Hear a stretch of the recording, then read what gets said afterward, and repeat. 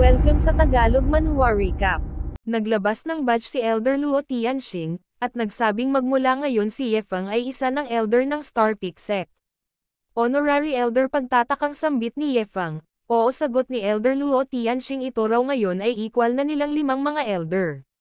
Natulala si Yefeng, at idinagdag ni Elder Luo Tianxing na kahit yung kid na si Luo Wumeng ay i-address din ito bilang Elder Yefeng. Grand Elder pakiusap tumigil ka na sa pagbibiro sambit ni Yefeng, hindi siya interesado sa posisyon na Honorary Elder, gusto niya lang i-enjoy ng matahimik ang luxurious na buhay nang hindi na i-involve sa mga malalaking affairs. Siya pa rin daw ay personal disciple ng kanyang master, paano niya pa raw haharapin ang kanyang master kung magiging elder na siya. Ngunit naging Spider-Man si Elder Luo Tianxing, with great power comes with great responsibility. Na siya namang ikinalito ni Yefeng, at idinagdag ni Elder Luo Tianxing na hindi raw magiging patas kung babalawalain lang ng sect ang ginawa ni Yefeng. Kaya ano raw ba kaya kung isekreto na lang muna nila ang identity nito bilang elder, tanging si Luo Wumeng at ang 5 elder lang ang makakaalam, upang hindi maapektuhan ang normal life nito. Grand Elder kung ganon liwanagin natin saad ni Yefeng, bukod sa pagpo-provide ng mga resources hindi na siya ma-involve sa ibang bagay hindi raw ba? Deal sambit naman ni Elder Luo Tianxing. Nang biglang dumating si Luo Wumeng, pasigaw na nagtanong kung gusto ba nitong bumisita sa Demonic Beast Peak kung saan dinidetain ng sect ang kanilang mga beast at nagulat siya nang makita niyang narito rin pala ang Grand Elder. Nonsense sigaw ni Elder Luo Tianxing, bakit Yefeng lang ang tawag niya sa batang ito, tawagin niya raw itong Elder Yefeng na siya namang ipinagtaka ni Luo Wumeng. Bago tayo magpatuloy may ibabahagi muna ako sa inyo. Gusto mo ba ng laro na mag-e-enjoy ka na magkakapera ka pa, pues narito na ang laro na tutupad sa kahilingan mo. Ang pangalan ng application na ito ay X-World. Ang X-World ay isang play-to-earn application na binubuo ng mga laro na kung saan mag-e-enjoy ka habang kumikita ng pera. Kamakailan lang ganito na ang kinita ko sa paglalaro ng game na ito, sobrang bilis pa mag-withdraw gamit ang GCash mo. Sobrang dali lang laruin ang game na ito kaya sobrang dali ring kumita ng pera dito. Gaya na lang nitong escape game, kailangan mo lang mamili ng room na pagtataguan upang hindi ka makita ng killer. At gagamitin mo naman ang build token na mayroon ka upang pangtaya dito kaya malaki talaga ang chance na manalo rito dahil sa 8 kwarto ay isa lang ang pupuntahan ng killer. Gamitin na rin ang gift code galing kay X-World upang mabigyan ka ng build token pero limited lamang ito kaya gamitin mo na agad. Maaari mo ring imbitahan ang iyong mga kaibigan upang makatanggap din sila ng rewards. Sobrang dali lang i-share mo lang ang link at imbitahan silang maglaro. Mas maraming task na nagawa nila mas maraming kita. Kaya pumunta ka na sa comment section o kaya naman sa description box at i-download ang app upang sabay-sabay tayong kumita habang naglalaro. Idinagdag ni Elder Luo Tianxing na magmula ngayon si Yefeng ay isa ng honorary elder ng Star Peak Sect, ang status nito ay kapantay na nila. Kaya kapag ka nakita nito si Elder Yefeng, siguraduhin nitong magpakita ng paggalang. Understood sagot naman ni Luo Wumeng. Ngunit, maaari niya raw bang malaman kung papaano naging isang honorary elder si Yefeng? Umubo naman si Elder Luo Tianxing at nagsabing napakalaki raw ng contributions nito sa sect kaya kahit na ang title na elder ay hindi pa rin sapat. Napakalaki ng contribution patanong na saad ni Luo Wumeng, Elder Ye maaari daw ba nitong sabihin kung magkano ang ibinayad niya para sa posisyon na honorary elder? Grandmaster sambit ni Yefeng, pakiusap wag daw siya nitong tawaging elder, ito raw ay napaka-awkward. Para naman sa presyo, ito raw ay 100 milyong high-grade spirit crystal lang at 9-star sword formation enhanced manual. Na siya namang ikinagulat ni Luo Wumeng, talaga raw palang hindi sapat ang title na honorary elder para sa contributions na ito ni Yefeng. Master sambit naman ni Yefeng, may binanggit ito patungkol sa Demonic Beast Peak, maaari na raw ba nila itong tingnan? Makalipas ang ilang sandali, ay lumipat ang eksena sa Cultivation Cave. Boss bungad ng isang elder, na ibalik na raw ba nito ang mga high-grade spirit stones kay Yefeng, at sinabi naman ng isa na hindi raw nila maa-afford na mawala sa kanila ang batang yon.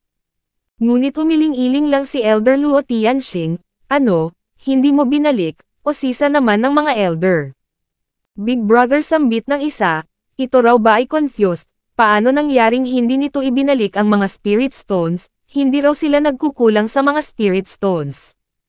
Everyone sambit naman ni Elder Luo Tianxing, hindi lang daw sa hindi niya ibinalik ang mga spirit stones, nakakuha pa siya ng dagdag na benefit mula kay Ye Fang.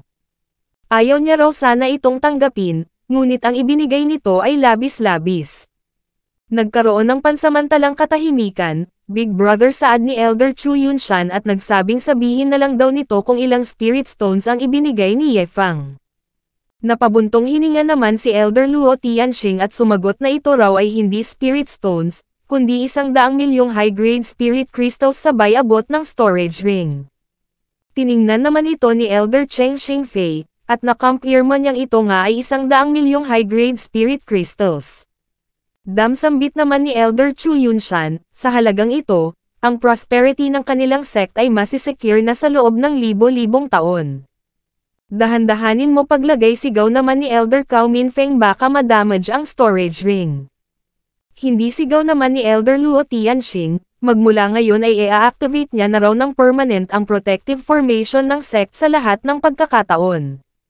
Natigilan ang 4 na elders. Elder Brother Luo, nababaliw ka na ba, sigaw ni Elder Jiang Haoyo. Nagtanong naman si Elder Cao Minfeng kung mayroon bang ibang sect na nagtatangkang umatake sa kanilang Star Peak sect.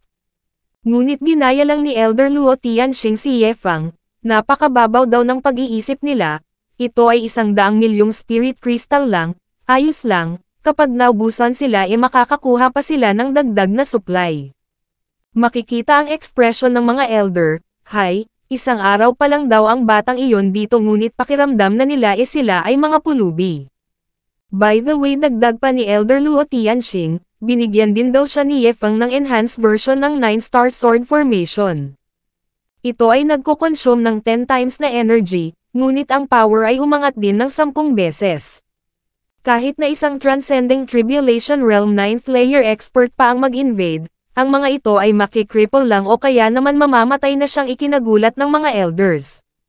Mula doon, ay sinamahan ni Elder Luo Tianxing si Ye Fang sa kuweba na nasa ilalim ng Star Peak sect. Ye Fang, ang mga sealed caves daw na nandito ay naglalaman ng iba't ibang mga beast na mayroong iba't ibang lakas at dami. Habang lumalalim, mas lalong lumalakas ang mga beast na makikita.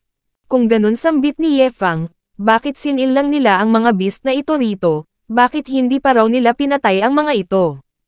Sumagot naman si Elder Luo Tianxing na ito ay para sa life and death trials. Ang mga disciples na gustong umalis ng sect ay kailangang i-challenge ang mga demonic beasts na nandito. Dahil kung ang mga dito lang na mga beast ay hindi nila magawang matalo, ay mas lalong hindi sila makakasurvive sa outside world. Dito mayroon silang chance of survival, ngunit ibang usapan sa labas. Na-excite naman si Ye Fang dito, sa susunod na 2 araw ay pupunta raw siya sa Heavenly Dao Battlefield, maaari niya raw bang subukan ang kanyang skills dito. Ngunit sinabi lang ni Elder Luo Tianxing na ibigay na lang daw nila ito sa ibang mga senior disciples upang makakuha ng experience ang mga yon. Napasabi siya sa kanyang isip na considering ang strength na mayroon si Ye Fang, kahit na makaharap ito ng 200 beast na kaparehong level, tiyak na madali niya lang itong matatalo, no way.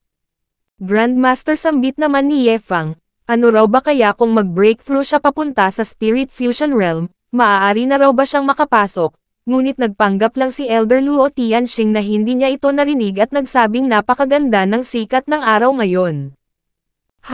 Sambit naman ni Ye Fang sa kanyang isip. Mayroon na lang siyang natitirang 2,810 points, mukhang kailangan niyang gumawa ng big move. Sa sumunod na araw, napatingin si Ye Fang sa system, ano raw ba kaya itong Purple Thunder Mad Lion Corpse na ito, anong level ng demonic beast ito, paano niya raw kaya ito i-handle. Kaya tinanong niya si Zhao Tianming patungkol dito. Demonic Beast Corpse, sambit ni Zhao Tianming, maaari mo rong ma-refine ang blood essence ng demonic beast na ito gamit ang spiritual power, ngunit ang essence blood ay maganda lang para sa physical cultivation. Nagtanong naman si Ye Fang kung ano ang maituturing na physical cultivation. Sumagot si Zhao Tianming na gamit ang cultivation methods upang i-temper ang katawan, sa pamamagitan ng pag-absorb ng spiritual energy ng heaven and earth, ang katawan ay magkakaroon ng continuous transformation. Iyon ang tinatawag na physical cultivation. Ang combat power ng mga physical cultivators ay napaka-terrifying at ang demonic essence blood ay ang best na auxiliary resource para rito. Ay sisambit naman ni Ye Fang, what if mag-ihaw daw sila at kumain ng demonic beast ng direkta at makikita ang reaction ni Zhao Tianming. Sinabi niyang the more na mas makapangyarihan ang isang demonic beast, the more na mas mahirap na i-refine ang essence blood nito.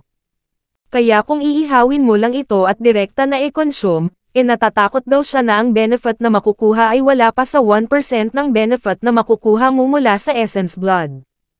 Ito ay hindi nagmamatter para sa mga demonic beasts na nasa lower realms, ngunit kung iihawin mo lang yung mga beast na nasa higher realms, hindi ba't iyon ay medyo kalabisan?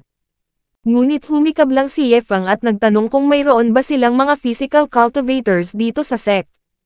Sumabat naman si Monk Zhao Tianming na patapusin siya nito. Si Grand Elder Wu ay isang powerful na transcending tribulation realm cultivator at ang identity nito bilang weaponsmith ay closely related.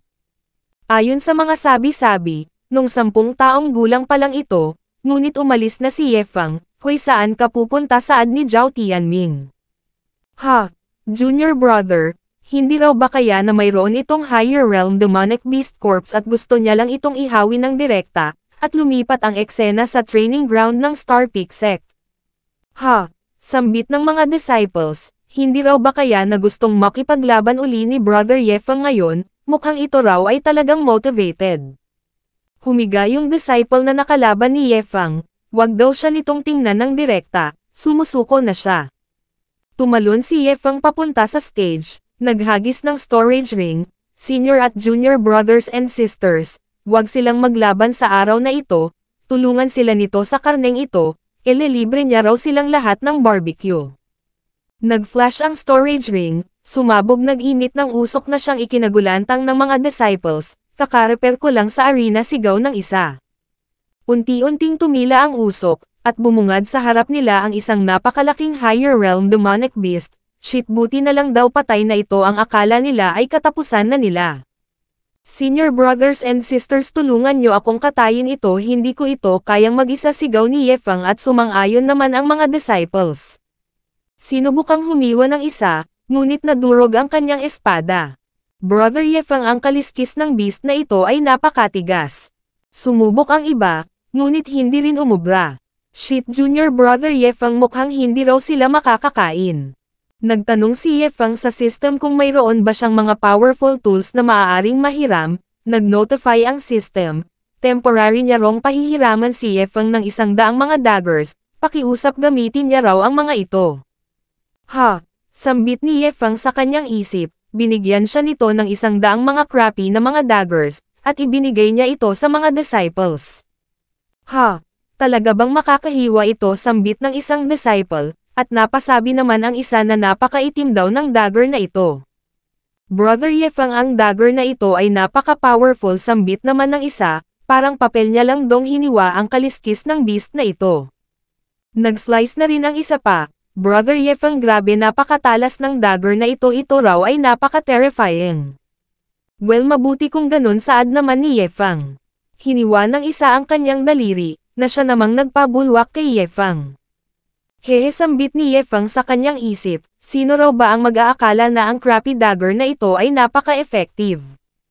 Nag-notify ang system, ang mga ito ay temporary loans lang kailangan ibalik ito pagkatapos dahil kung hindi, mababawasan ng malaking big spender points. Ha, sambit naman ni Ye Fang sa kanyang isip, magbabawas ng points, grabe ang system na ito ay napakakuripot, mas maigi rong ibalik niya na lang ito mamaya pagkatapos. Ilang sandali pa ay naging kalansay na ang kalahati ng higher realm demonic beast, kumain ang iba, grabe ito raw ay napakasarap, nag-ihaw ang iba, hehe sambit naman ni Ye Fang, pakiramdam niya raw ito ay isang ancient classic style campfire feast. Naglaway ang iba, at napasabing tiyak na mas masarap pa raw ito kapag pinaresan ng pancakes.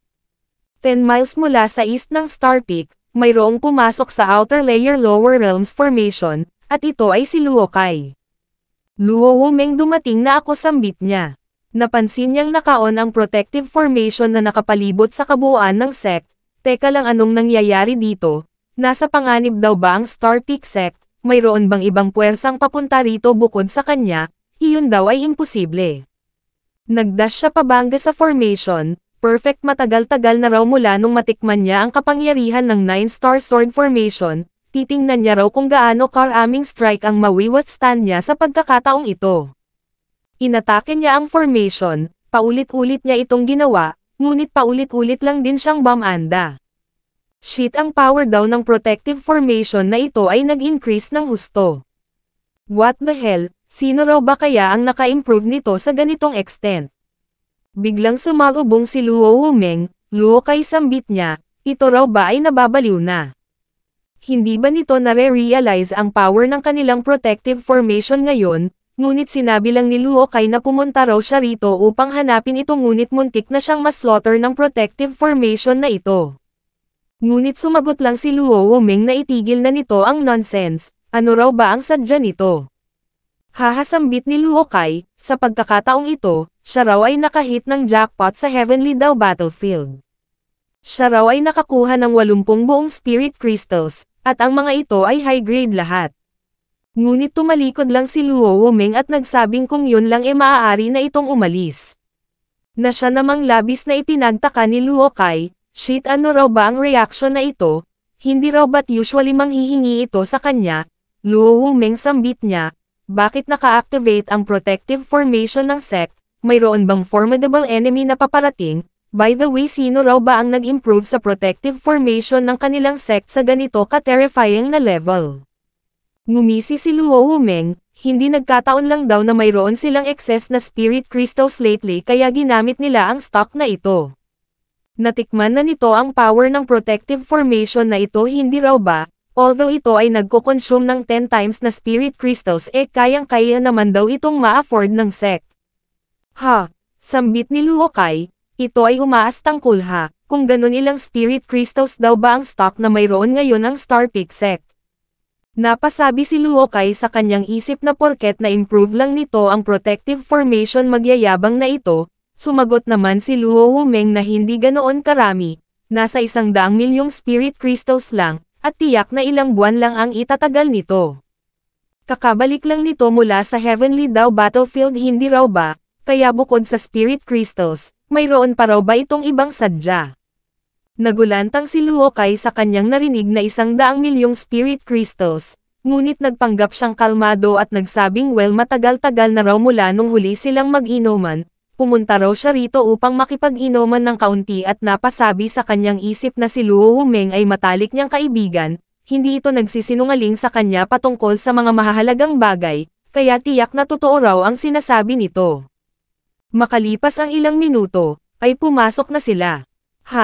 Ano ang amoy na ito, sambit ni Luo Kai, ito raw ay napakabango.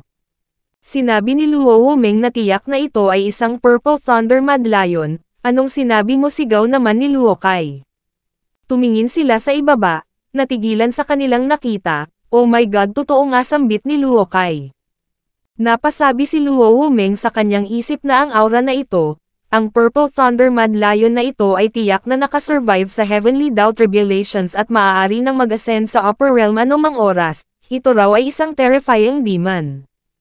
Teka lang, sambit ni Luo Kai. Ano raw ba ang ginagawa ng mga disciples ni Luo Wumeng? Mukhang ang mga ito raw ay nag-iihaw at kumakain. Ang ihawin lang ang karne ng isang terrifying demon, Luo Wumeng, kailan pa raw ba naging ganito ka-wealthy ang sect nito?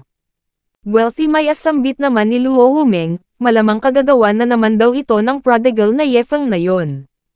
Nag-invite ang isang disciple na kumain pa, at napatingin ang dalawa sa dagger na hawak nito.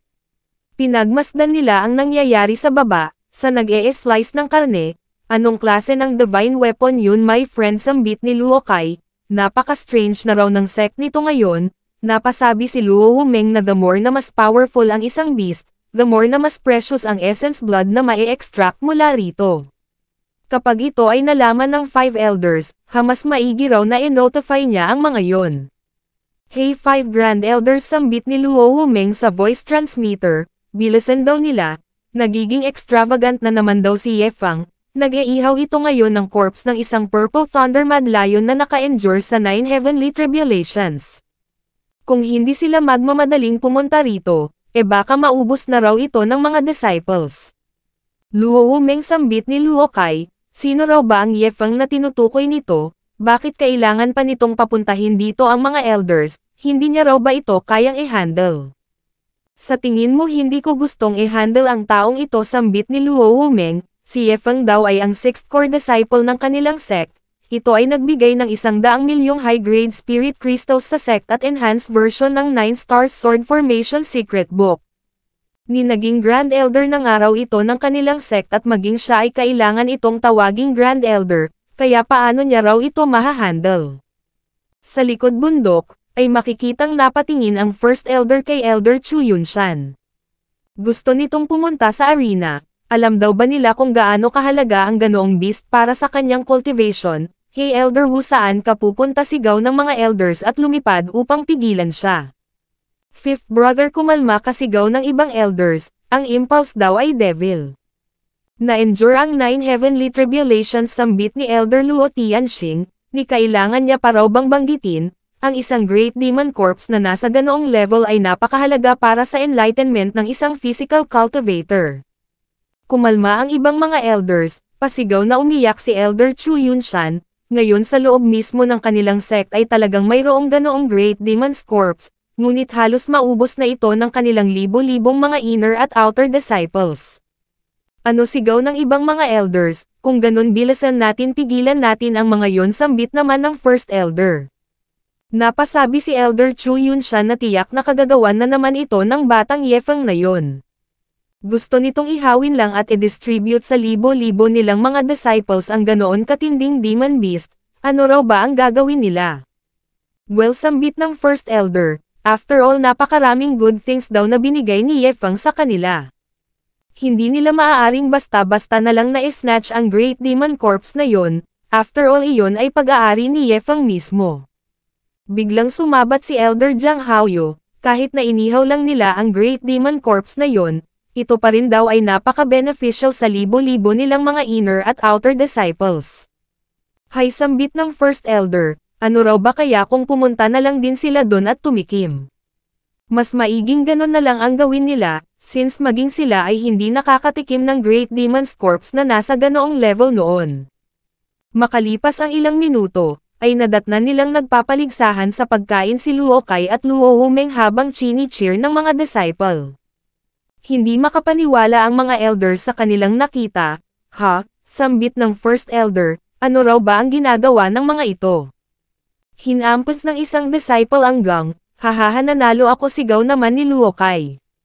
Nagkalat ang mga buto, at patuloy na nagchant ang mga disciples. Napatingin si Luo Wumeng sa itaas sabay tawag sa mga grand elders, at napatingin naman sa kanya si Luo Kai. Bumaba ang mga elders sa kinaroroonan ni Yefeng. Yefeng, nag-iihaw at kumakain kayo ng karne, hindi ba bungad ng first elder? Bakit hindi mo in-invite na sumali ang mga old folks, sambit naman ni Elder Chu Yunshan. Syempre, sagot naman ni Yefeng, since interested daw ang mga grand elders, obviously welcome na welcome silang sumali. Luo Wumeng, sambit ni Luo Kai, hindi niya raw ini-expect na ganito ito ka hindi pansinin sa kanyang sariling sect. Tumahimik kasaad naman ni Luo Wumeng.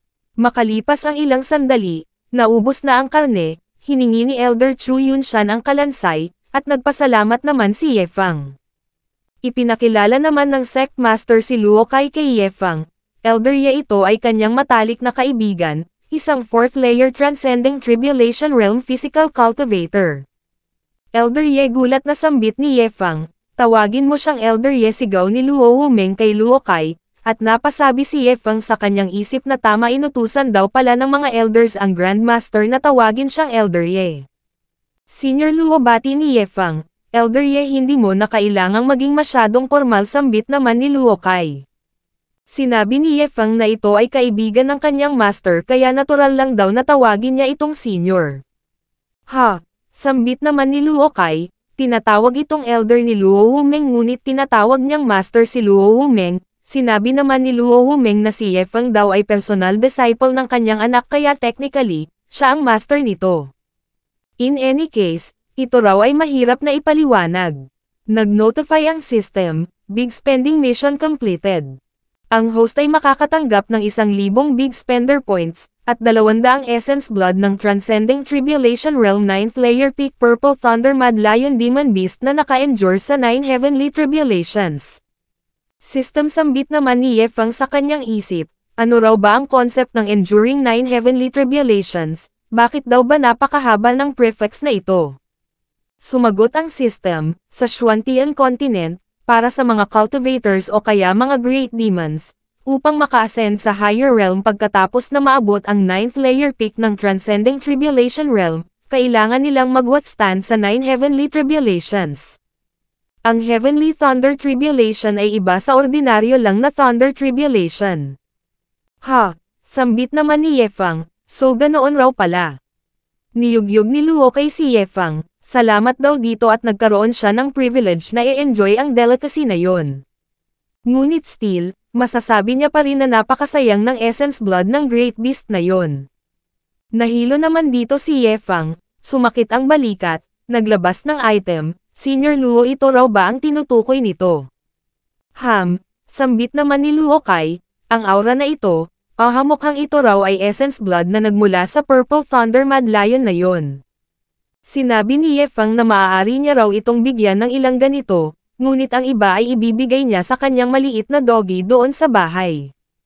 Doggy sambit naman ni Luo Kai, ito raw ba ay nickname ng kaibigan ni Yefang? Sinabi ni Luo Wumeng na ang tinutukoy ni Yefang ay hindi tao kundi isang ordinaryo lang na asong gala, ikinwento niya ang patungkol sa mga item na pinakonsume ni Yefang sa asong yon, ito ngayon ay nag-e-evolve na upang maging Great Demon, at makikita ang reaction ni Luo Kai. Ang doggy ay normal lang na aso sambit ni Yefang, nagpapatawa ka hindi ba saad naman ni Luo Kai?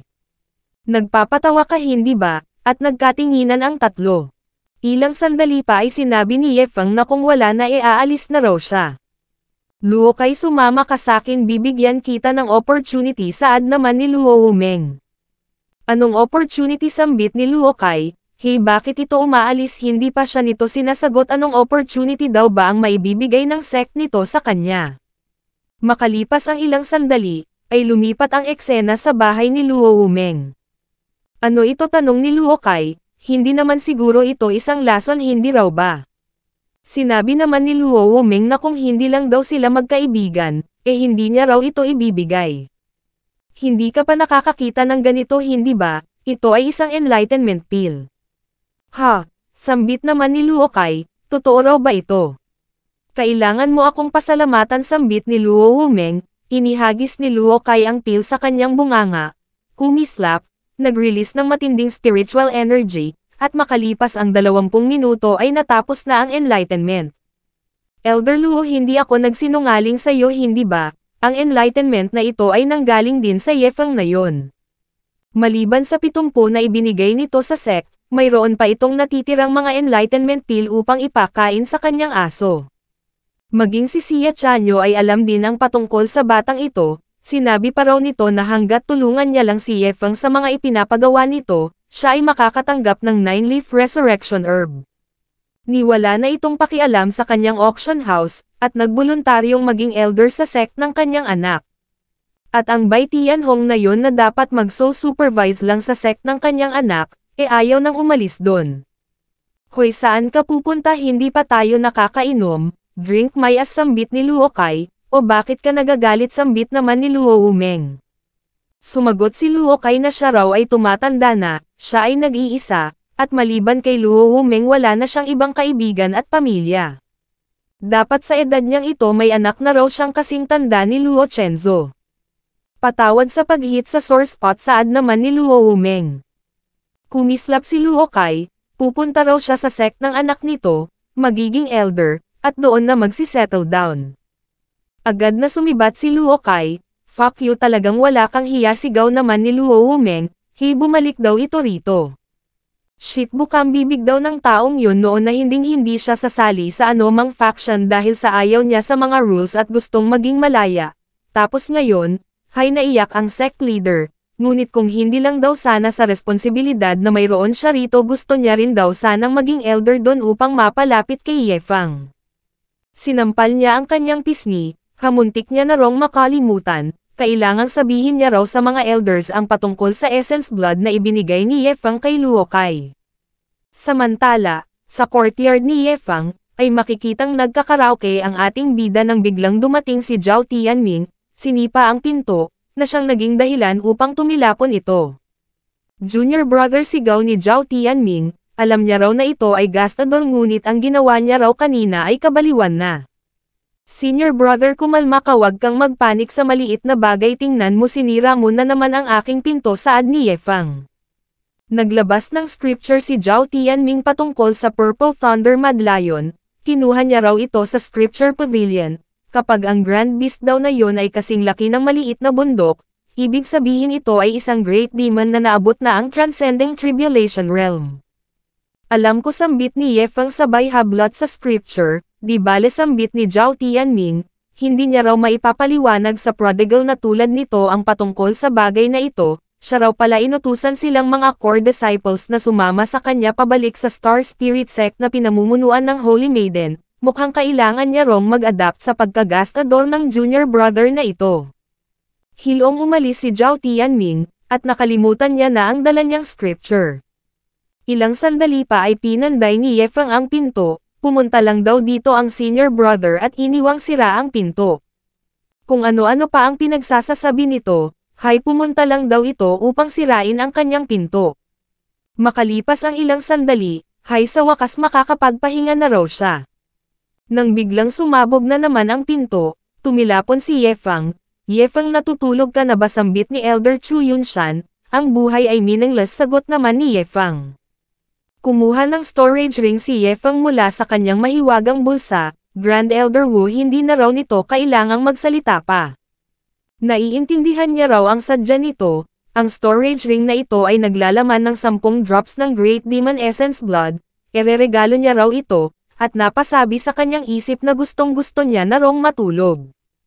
O may, ito ay sobrang nakakahiya, sambit ni Elder Chu Yunshan, at napasabi si Ye Fang sa kanyang isip na malamang ibinenta na naman siya ng kanyang master. Elder Ye, magpahinga ka ng mabuti, sambit ni Elder Chu Yunshan, sabay palm, kung may kailangan ito puntahan lang siya nito.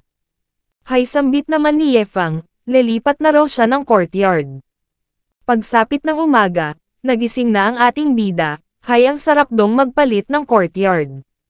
Nag-notify ang system, ang big spender item sa araw na ito ay 100 Tranquil Spirit Incense. Ang Tranquil Spirit Incense na ito ay gawa mula sa Millennium Dark Deity Mysterious Tree. Kapag sinindihan, ito ay mag-iimit ng aroma na nakapagpapakalma ng isip. Ang mag-cultivate sa ganitong state, ay lubos na magpapa-enhance sa cultivation efficiency. Interesting, sambit naman ni Ye Fang, nagtataka raw siya kung mas makakatulog siya ng maayos kapag nagsindi siya ng ganito. Sa labas ng courtyard, ay makikitang nag-aabang ang sect master at ang mga elder. Sinabi ng sect leader na base sa kanyang observation sa batang ito nung nakaraang mga araw, ito ay naglalabas ng mga good stuff pagkagising niya tuwing umaga. Una, doon sa Star Spirit Sect, ginamit nito ang Sword Intent Broken Remnants upang erase ang kanyang aso. Then nung umaga ng paglakbay nila papunta rito, kumakanta ito ng Let It Go, habang nagpapakawala ng mga Spirit Stones sa ere. At kahapon ng umaga, naglabas din ito ng katawan ng Purple Thunder Mad Lion. Kaya sa tingin niya, gumaganda lang ang araw ng batang ito kapag nakakapagwaldas ito ng good stuff tuwing umaga. Make sense, sambit naman ni Elder Luo Tianxing. Ha? Ano ang amoy na ito, sambit ni Luo Wumeng, tumingin sa courtyard ni Ye Fang, at agad na nagdash. Ito raw ay Tranquil Spirit Incense, at ito ay hindi ordinaryo. Sinindihan ni Ye Fang ang pang-33 incense, nang biglang sumabog na naman ang kanyang pinto. Sigaw ni Ye Fang, ano raw ba ang problema ng mga ito sa kanyang pinto? Nilanghap ni Elder Luo Tianxing ang usok, talaga raw palang ito ay Tranquil Spirit Incense. Master, 5 Grand Elders, sambit ni Ye Fang, ano raw ba ang ginagawa ng mga ito? Ye Fang, sambit ni Elder Luo Tianxing, sa anong spiritual wood daw ba gawa ang mga Tranquil Incense na ito? Millennium Dark Deity Mysterious Tree, saad naman ni Ye Fang. Nagulantang si Elder Luo Tianxing nang marinig ito, ngunit nagpanggap siyang kalmado. O Millennium Dark Deity Mysterious Tree, not bad not bad. Yun lang ang masasabi mo, sambit naman ni Ye Fang. Ha, mukhang ang bagay raw pala na ito ay walang silbi, at napasabi sa kanyang isip na ito ay hindi gaya ng ibinibigay noon ng system, ito raw ay nilo-look down ng mga elders. Huwag ka nang magsindi pa, sambit naman ni Elder Luo Tianxing. Naglabas ng Brazil si Ye Fang, since ang mga ito raw ay mga basura, sisindihan niya na lang daw ito ng sabay nang matapos na. Grand Elder, nasa 100 ito lahat-lahat, sambit ng sect leader. Oo, sagot naman ni Elder Luo Tianxing. Dumudugo ang puso ko, sambit ni Elder Jiang Haoyu, at napaiyak naman si Elder Cao Minfeng. Parang mababaliw na ang mga elders, nakaramdam ng frustration, worry, anxiety, at pain. Natulog uli si Ye Fang, at nagwala na ang inner demon ni Elder Luo Tianxing. Ang prodigal na ito, sinindihan lang nito ang 100 mga tranquil spirit incense tapos natulog uli. Gusto raw ba siyang galitin nito? Hindi ko na kaya, sigaw ni Elder Chu Yunshan, at nagtanong naman si Elder Luo Tianxing kay Ye Fang kung magpapahinga ba ito, hindi na raw nila ito guguluhin. Makalipas ang ilang sandali, ay lumipat ang eksena sa labas ng courtyard ni Ye Fang kung saan nagmumumura si Elder Luo Tianxing. Haha, ang sarap na raw ng pakiramdam niya ngayon pagkatapos niyang magmura. Napaiyak si Elder Jiang Haoyu, ang Millennium Dark Deity Mysterious Tree daw na yon ay napaka-rare. Kahit sa Heavenly daw, wala pa raw siyang nakitang ganon sa loob ng 5,000 taon. Bukod pa dun, dagdag ni Elder Luo Tianxing, ang hinala niya raw ang mga incense na yon ay gawa mismo mula sa heartwood, kaya ito ay hindi kasing simple ng 10,000 taon. Well, after all, ito ay pag-aari ni Ye Fang. Napasabi naman si Elder Cao Minfeng na hindi niya raw alam kung saan nakakuha ng ganito karaming treasures ang batang yon, ngunit ito raw ay nakakainggit. Sinabi naman ni Elder Jiang Haoyu na umalis na sila, well, blessings daw para sa kanilang sect ang batang ito, ngunit ang pagkagastador nito, hay. Grand Elder, sambit naman ng sect master, hindi na raw nila mababago ang batang ito, kaya mas maigi raw na dikitan na lang nila ito at i-enjoy ang sandali. Agreed, makes sense, sambit naman ni Elder Chu Yunshan. Good idea, sambit ni Elder Luo Tianxing sabay thumbs up.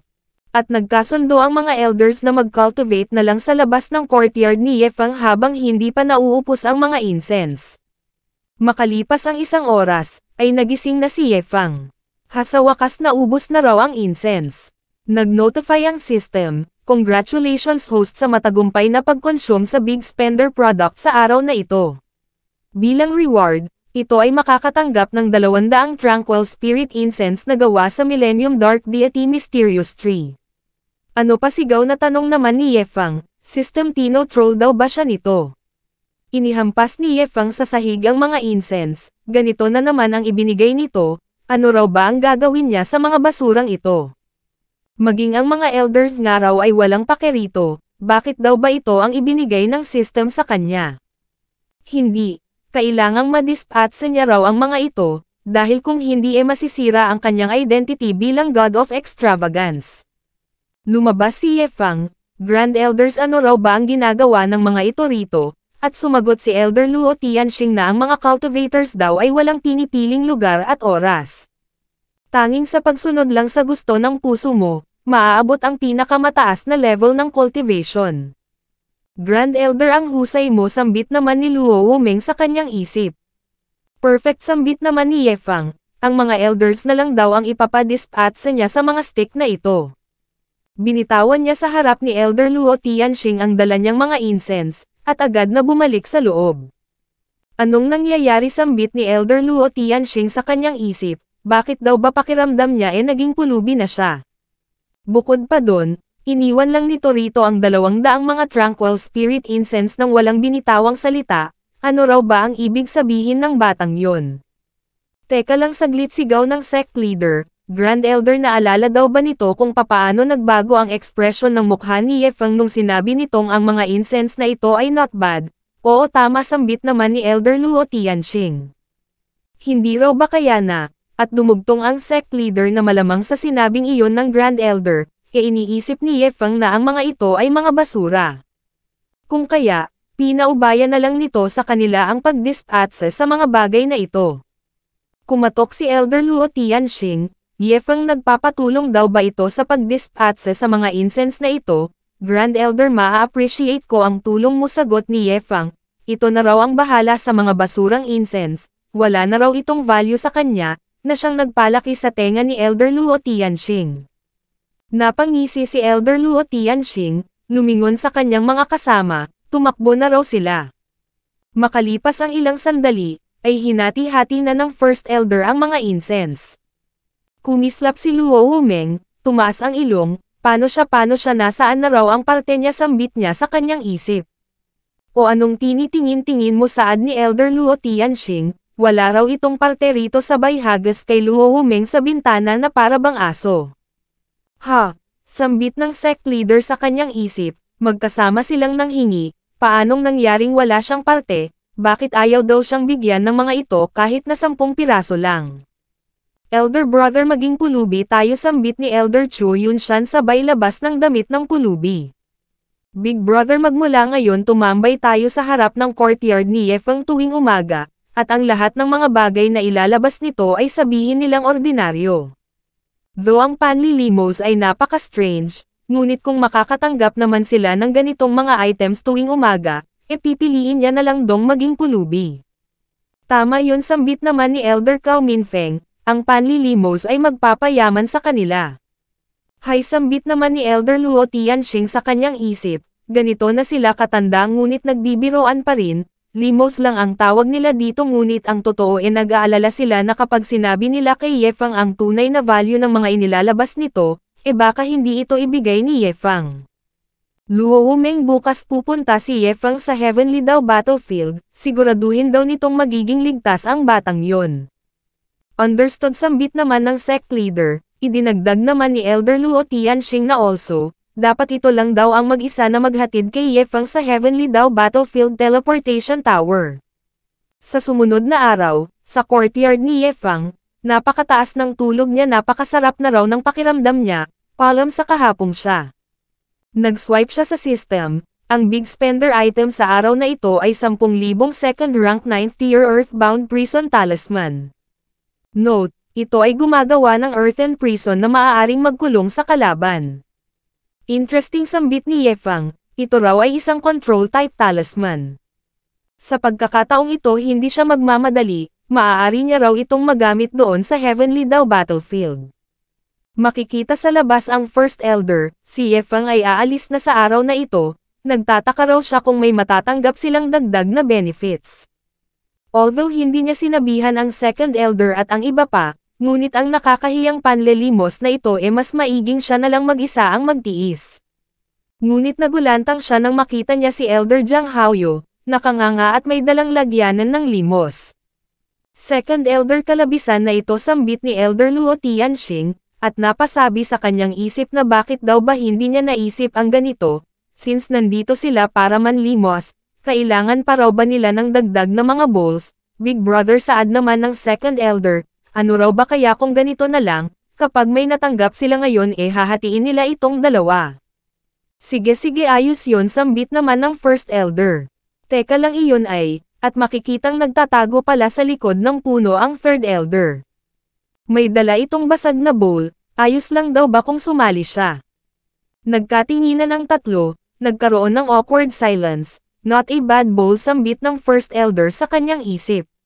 Nang biglang may nagpakita ng makintab na hita at binti, na siyang ikinagulantang ng tatlong elders, ito pala ay ang Fourth Elder na nag-apply ng makeup habang nakasuot ng damit na pangpulubi.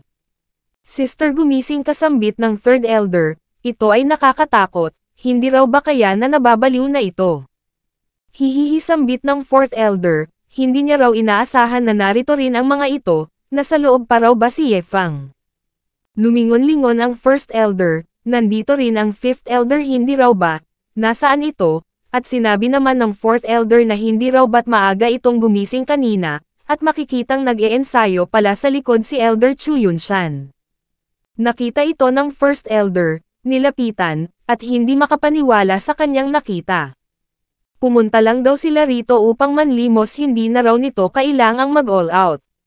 Samantala, makikitang papunta ang sect leader sa courtyard ni Ye Fang, ngunit napabulwak siya ng dugo sa kanyang nakita.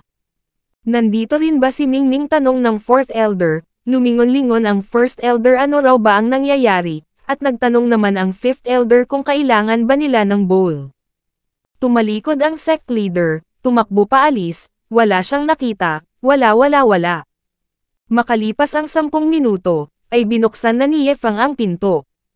What the heck, sigaw niya nang makita ang mga elders, napatanong sa kanyang isip kung ano ba ang ginagawa ng mga elders na ito, magre-refine ng realm, ngunit pumunta sila rito, hindi raw ba kaya na gusto ng mga ito na mamili siya kung sino ang pinaka-qualified na pulubi.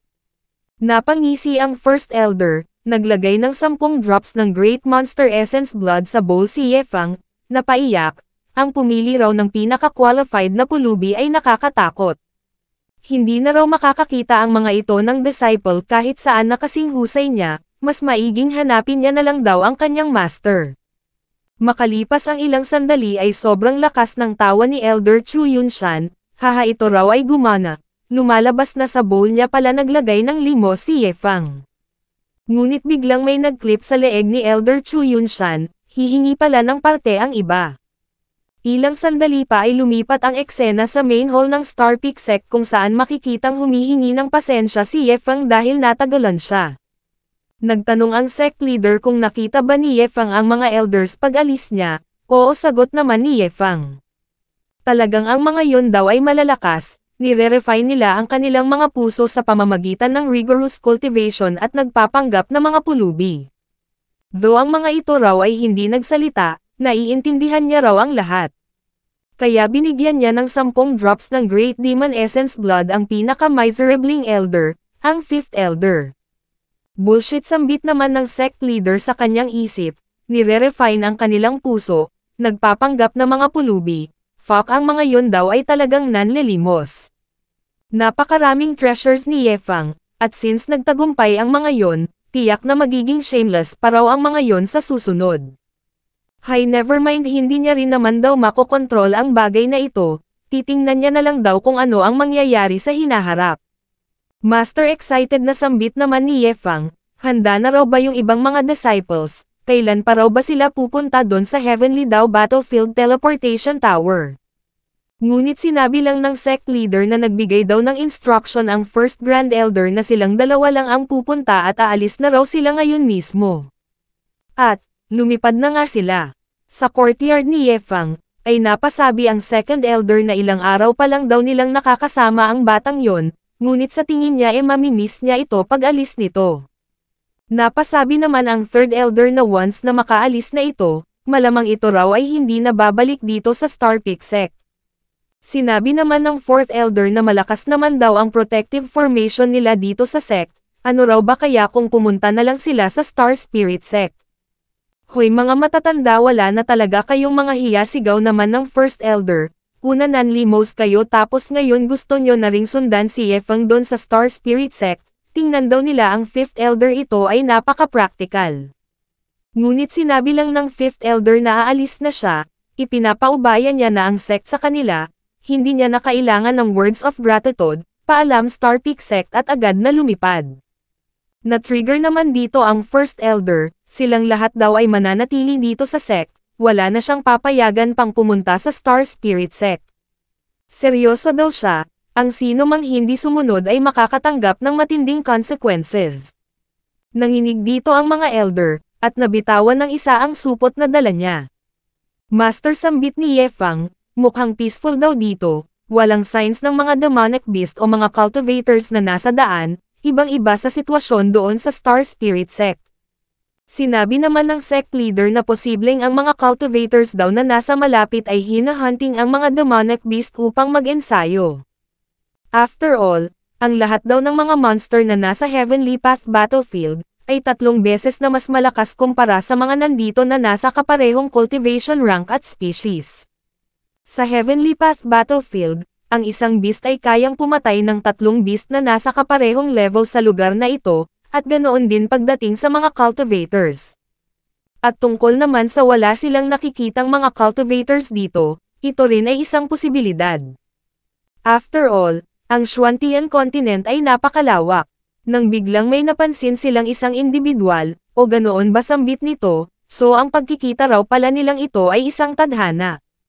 Nagtataka raw siya kung mapapasaya siya nilang dalawa. Not good siya ay isang great demon sambit naman ng sect leader. Yefeng hold niya raw ito, tumakas na ito.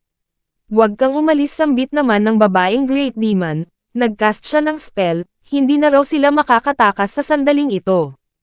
Gaya ng inaasahan sambit naman ng sect leader, ito raw ay kapangyarihan ng isang nilalang na naabot na ang 9th layer ng Transcending Tribulation Realm. Alright sambit naman ng demoness sabay dila sa kanyang pamaypay, ano raw ba kaya kung magkaroon sila ng interesting deal? Kung mapapakabog nila ang kanyang puso, baka hahayaan niya raw silang makaalis ng ligtas. Ngunit nagcast lang ng spell ang sect leader at nagsabing bakit naman daw siya magtitiwala sa kataga ng isang demon. Susugod na sana ang sect leader, nang biglang nagpaulan ng mga essence blood si Yefeng. Ito ay, sambit ng demoness, Yefeng nababaliw ka na ba sigaw ng sect leader, pinaglalaroan lang daw sila ng demon na ito. Kung ito ay maglalabas ng ganito ka-precious na mga treasures, mas lalong hindi sila nito hahayaang makaalis. Grandmaster sambit naman ni Yefeng, mas maigi raw kung niloloko lang sila nito, kapag kaganoon ang nangyari, siya na mismo ang papatay sa babaeng ito. Ang nag-iisang demon na gaya nito ay walang problema para sa kanya. Huwag mong sabihing mayroon kang itinatagong baraha patanong na saad ng sect leader. Anong nangyayari sambit naman ng demoness sa kanyang isip, hindi raw ba't ang mga pinakawalan nito ay mga essence blood ng isang great demon na nagawang mawithstand ang 9 heavenly Dao tribulations. Mga weaklings lang naman itong nasa harap niya, ngunit paano raw nangyaring ang isang nasa 9th layer ng Chi Gathering Realm lang ay mayroong mga blood essence ng isang great demon, ano raw ba ang nangyayari dito? Kinuha niya ang mga blood essence, nagsabing maaari na silang umalis, at idinagdag sa kanyang isip na mukhang ang dalawang ito ay mapanganib, hindi niya maaaring isugal ang buhay niya rito. Sinabihan ng sect leader si Yefeng na umalis na sila, umalis, bakit naman tayo aalis tanong ni Yefeng. Hindi raw madaling makahanap ng isang demonic beast na gaya ng babaeng ito, bakit naman daw sila aalis nang hindi pa nila nakikita ang true form nito. Tumahimik kasambit ng sect leader. Tumigil na raw ito sa pag-provoke sa nilalang na yon. Ngunit sinabi lang ni Yefeng sa babae na mayroon pa siyang 50 drops ng blood essence ng Great Demon dito, kung mapapatay siya nito mapapasa kanya na ang lahat ng ito. Fox sambit naman ng sect leader, hindi raw ba pinapahalagahan ng batang ito ang buhay niya, ang magpakamatay ay kasalanan. Come on sambit ni Yefeng sa kanyang isip, nagtataka raw siya kung ano ang itsura ng kanyang mga bodyguards, at nag-offer pa ng ilang items si Yefeng sa babae, ibibigay niya raw ang lahat ng ito kapag napatay siya nito. Nagulantang ang demoness, nagsimulang mag-transform, at napasabi sa kanyang isip na ang iyang man na yon ay tiyak na hindi isang ordinaryong tao, malakas daw ang kutob niya na mayroong makapangyarihang nilalang na pumoprotekte sa taong ito mula sa shadow. Kapag sinalungat niya ito, tiyak na magkakaroon siya ng tragic death na walang funeral. Nakapag-transform na siya, wow siya ay naging mantis sambit naman ni Yefeng. Grandmaster alam daw ba nito kung anong uri ng demonic beast ito raw ay napaka-awesome. Sumagot ang sect leader na ito ay isang devouring blood mantis, hanggat magkaroon lang ito ng steady flow ng powerful blood essence, ito ay mas lalong lumalakas. Ito raw ay ang pinaka-troublesome at pinaka-powerful na uri ng demon. Sumibat ang demoness. Ang isipin lang daw ang bagay na yon ay natakot na siya, at kusa na lang na nag-transform. Ilang sandali pa ay tumigil siya, nagbuntong hininga, mukhang sapat na raw ang layo niya mula sa mga yon. Anyway siya raw ay isang maingat at matalinong nilalang, bago pa nila ito bawiin, kailangan niya ng sumibat hihihi. Ang demonic beast na nasa ganitong level, paano raw ba nila ito nakuha? Di bale wala na rong silbing isipin pa ang tungkol doon. Ang mahalaga na sa kanya na ang blood essence na ito ngayon. Ngunit, napalingon ang demoness nang makarinig siya ng boses na pasigaw na tumutula, maglayag gamit ang isang magandang bangka, maging tulad ng isang pirata saan ka man pumunta habang malayang namumuhay ng lubos. Dumating na ang oras upang makamit ang dakilang tagumpay ng paggapi sa isang demonyo. Ang matapang na mandirigma ay dapat umawit ng awit na malakas ng ihip ng hangin. Ano ang magagawa ng isang magnanakaw mula sa mga anino? Napabulwak ang Demoness, nang mapagtanto niyang hinahabol pala siya ng dalawa gamit ang napakatinding bilis. Huwag kang sumuko, Grandmaster, sigaw ni Yefang, at sinabi ng Sect Master na malapit niya na itong maabutan ngunit hindi siya makakatagal sa rate na ito. Yefang, bigyan pa raw siya nito ng ilang spiritual stones. What the? Sambit ng Demoness sa gulat. Paano raw siya nahahabol ng mga ito? Huwag kang tumakbo, sigaw ni Yefang, magkaroon sila ng totoong laban, kapag siya ay natalo parusahan siya nito sa anumang gusto niyang paraan, ngunit kapag ka natalo niya ito gagawin niya itong battle Pokemon. Fox, sinong gustong makipaglaban sa'yo, iyak ng Demoness sabay lipad palayo, ibabalik niya na lang daw ang blood essence nito, pakiusap, hayaan siya nitong makaalis. Yefang, hindi ko na siya mahahabol, sambit naman ng sect leader, hayaan na lang daw nila ito, damit, sambit naman ni Yefang. Grandmaster, huli na raw para umatras pa sila ngayon, pakiusap, ihagis daw siya nito ng malakas pasulong. Alright, sagot naman ng sect leader sabay hagis kay Yefang, pakiusap, mag-ingat daw ito. Nagland si Yefang sa likod ng Demoness, go away, pakiusap, wag kang lumapit sa akin, sigaw nito. Nang biglang mayroong nag-crack na space sa kalangitan na siyang ipinagtaka ng sect leader, anong nangyayari, sambit naman ng Demoness. May nilalang na sumilip mula sa crack, lumabas, napakaingay dito, sambit niya. Binasag niya ang space, ang kulog daw na ito ay napakaingay. My lord, sambit ng nilalang, pakiusap, patawarin siya nito sa pagiging late sa pag-rescue. No problem, sagot naman ni Yefang. Sakto lang daw ang pagdating nito. Tumalon si Yefang, at nag-cast ng spell ang nilalang upang landingan ni Yefang. Nagtanong naman si Yefang kung ito ba ay ang Divine Guardian, mag-isa lang daw ba ito? Tumalon-talon si Yefang, at sinabi ng nilalang na mag-isa lang siyang pumunta, ngunit siya raw ay sapat na upang masolve ang crisis na kinasasadlakan ngayon ng Master. Ang Divine Guardian daw ay mayroong countless na mga members, ngunit depende sa sitwasyon na kinakaharap ng Master, doon nakadepende kung sino ang member na ipapadala. My lord, maaari niya raw bang makuha ang permission nito upang i-eliminate ang threat na ito na nasa harap niya? Nagkamali ako, boss, sambit ng Demoness, nagmamakaawa ako, pakiusap, wag mo akong patayin. Fine, sambit ni Yefang, guard, maaari na raw itong bumalik. Ngunit kung magbabalak ang demon na itong patayin siya, bumalik daw ito agad at gawin ang nararapat. Hindi yon magiging problema, my lord, sagot ng Guardian, karangalan niya rong paglingkuran ito. Ngumiti si Yefang, tumingin sa Demoness, ngayon bibigyan niya raw ito ng dalawang choices, mamili ito, maging kanyang battle Pokemon, o kamatayan. Agad na yumukod ang Demoness, sir, hindi master, pakikinggan niya raw ang lahat ng sasabihin nito. Biglang may lumitaw na scroll. What the hell, sambit ni Yefang sa kanyang isip, ano ito, wala raw siyang naiintindihan sa mga katagang nakasulat dito.